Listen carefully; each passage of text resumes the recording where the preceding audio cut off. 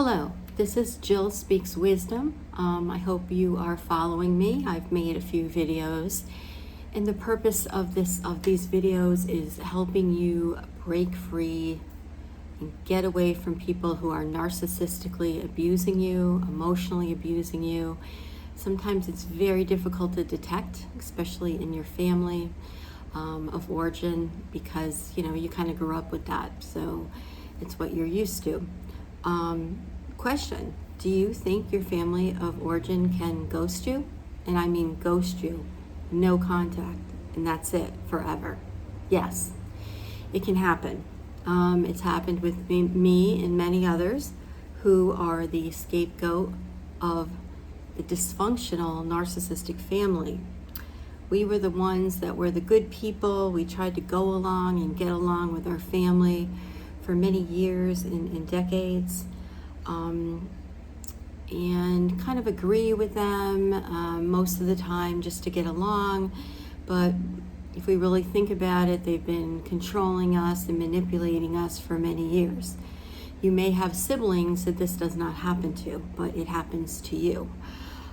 So many times you're confused as you're growing up as to why your sibling is getting all the attention and the accolades and everything's okay with them, and you do one thing and you're treated horribly. As you probably have heard, that's called the golden child and the scapegoat dynamic. The narcissistic parent will actually triangulate and make it so the siblings don't have a relationship either. And that's what happened in my case, in other people's cases, where if you go no contact, you will probably go no contact with the whole family unit. How does that even happen? I mean, you probably wonder, how do you get to that point? So if you've experienced decades and decades of abuse from your parents, your siblings, meaning they were just never kind to you, and you always wondered why, because when you met maybe friends or other people, they were good to you, but your own family never was. So these narcissistic relationships start in our family, and many times, unfortunately, what happens is they're familiar to us, and we ended up getting into narcissistic romantic relationships, friendships, and workplaces. So this kind of carries on with us until we recognize the pattern. And it's a tough pattern to recognize. People don't wake up from this sometimes, 40s, 50s, and 60s.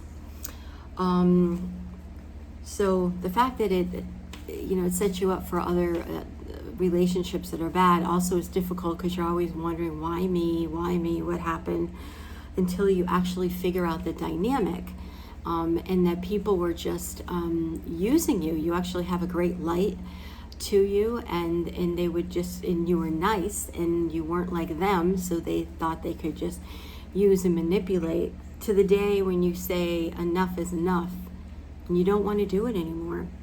So you start setting strong boundaries. You've probably heard therapists talk about boundaries, set boundaries. And some of us, we just sort of went along, like I said, we didn't set boundaries. So once you start setting boundaries with these people, or bringing up something that they did, they're not going to like it. They're not going to like it at all. And when you set boundaries, sometimes what they'll do is go silent on you. And that's another way of abusing you. By going silent, you're wondering, why aren't they calling me? That's their way of saying, don't set boundaries with me, don't treat me like that, or you won't hear from us. So take this as a strong sign of covert abuse. And as these things begin to happen, you're going to start putting two and two together, watching videos like this, doing some reading. I will tell you that all therapists do not get this. Probably 9 out of 10 therapists in 2025 do not understand narcissistic abuse. And if anything, they will continue to gaslight you by saying, oh, well, it's your mother, it's your father, and why don't you just try this or try this? But they don't understand. Potentially they have not dealt with this, or none of their clients have dealt with this. So if anything, they're sending you in backwards in a direction. So if you think you're, in this situation, it's such a difficult thing to go no contact or low contact, I suggest finding a therapist and asking them, do they understand narcissistic abuse by family members, mothers, fathers, sisters, brothers, and really try to, hone in on that. Are they just saying yes? Make them, give you an answer or two, because you're going to need someone like this unless you can do it on your own and break free. But it's good to have either people like us online that you can get support from, or you can try to get a really good therapist. And believe me, it's not something any of us want to do, but on the other side of it, there's peace, self-respect. You can live your truth and freedom without walking on eggshells.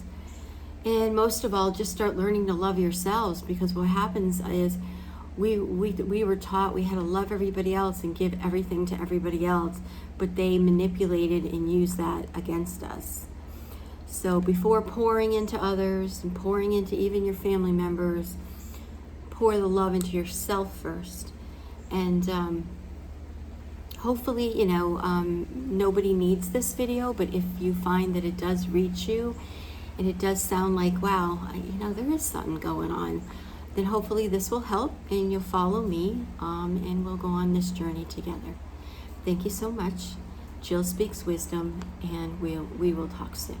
Bye-bye.